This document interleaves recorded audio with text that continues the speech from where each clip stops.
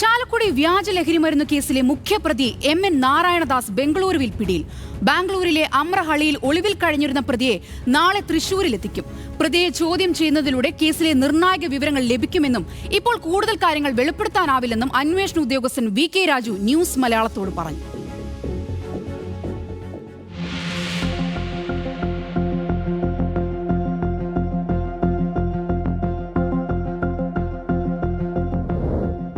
ഏറെ നാളത്തെ അന്വേഷണത്തിനൊടുവിലാണ് മുഖ്യപ്രതി നാരായണദാസിനെ പോലീസ് പിടികൂടുന്നത്.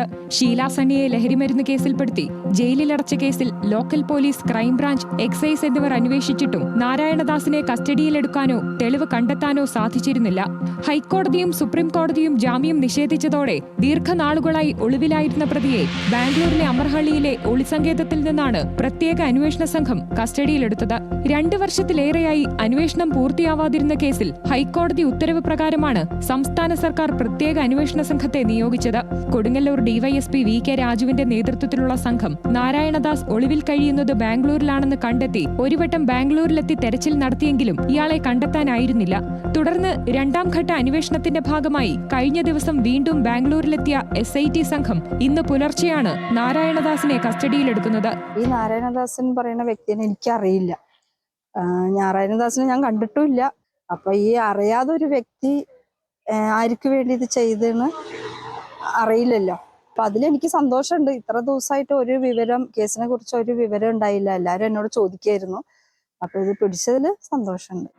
2023 ഫെബ്രുവരി 27-നാണ് ചാലക്കുടിയിലെ ബ്യൂട്ടി പാർലറിൽ റെയ്ഡ് നടത്തിയ എക്സൈസ് സംഘം ഷീലയുടെ ബാഗിൽ നിന്ന് 160 ഗ്രാം MDMA അടങ്ങിയ 12 സ്റ്റാമ്പുകൾ പിടിച്ചെടുത്തത്. എക്സൈസ് CI കെ സതീശന് ലഭിച്ച രഹസ്യ വിവരത്തെ തുടർന്നായിരുന്നു പരിശോധന. തുടർന്ന് കേസിൽ അറസ്റ്റിലായ ഷീലയ്ക്ക് 72 ദിവസത്തെ ജയിൽവാസത്തിനു ശേഷം 2023 മെയ് 9-നാണ് ജാമ്യം ലഭിച്ചത്. ഇതിനിടയിൽ 2023 മെയ് 29-ന് കാക്കനാട് കെമിക്കൽ എക്സാമിനേഴ്സ് ലബോറട്ടറിയിൽ നടത്തിയ പരിശോധനാ ഫലം പുറത്തുവന്നതോടെ ഷീലയുടെ ബാഗിൽ നിന്ന് കണ്ടെടുത്തത് ലഹരിമരുന്നല്ലെന്ന് വ്യക്തമാവുകയും ചെയ്തു.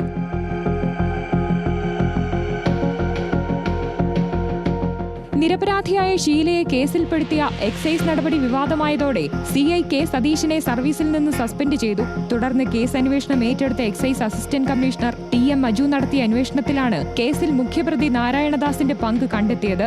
ഷീലയുടെ മരുമകളുടെ അനുജത്തിയായ ലിവിയുടെ സുഹൃത്താണ് നാരായണദാസ് എന്നും അന്വേഷണത്തിൽ വ്യക്തമായി.